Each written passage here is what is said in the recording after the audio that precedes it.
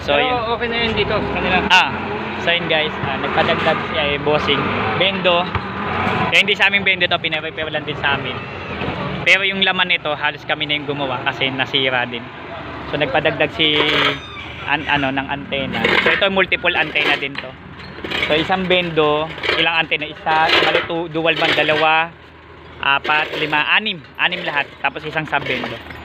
So lumalabas ito yung main antena, Tenda AC1200. Tapos mayroon pa tayong isa pang antena dito. Powered by Easy Wi-Fi to. So wala yung may-ari. So pinapakita ko lang guys kung ilan yung antena niya na ginagamit. So ito yung dito to guys sa Estilo Hardware. So yun yung second antena. So yan is connection niya is bridge mode. So iwa-wired ko din siya kasi balak ng client. Doon kasi barracks yun, i-ano siya.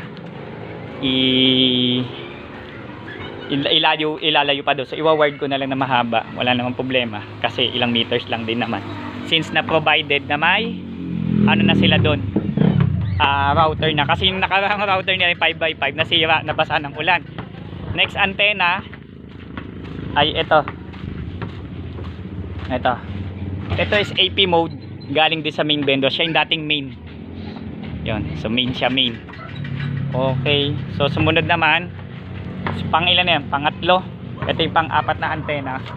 Kasi dahil masyado mataas yan. EW71. Yan, EW71. So yun. So naka-bridge din siya dito kasi masyado na siya mataas. Bakit siya nakaharap doon? Meron kasi niyang binabatuhan doon. So yun, pupuntahan natin. So pupuntahan ko siya. So lumalabas ay isa, 2, 3, 4. Apat na yung antena dito. Puntahan ko lang yung sunod na antena. Yung may ano, sub-bendo. So kaya yun,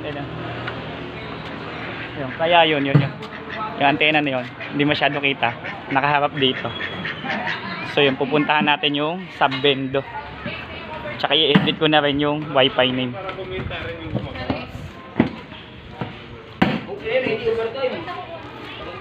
So yun, hanapin natin yung sub-bendo. So dito yung sub-bendo nila.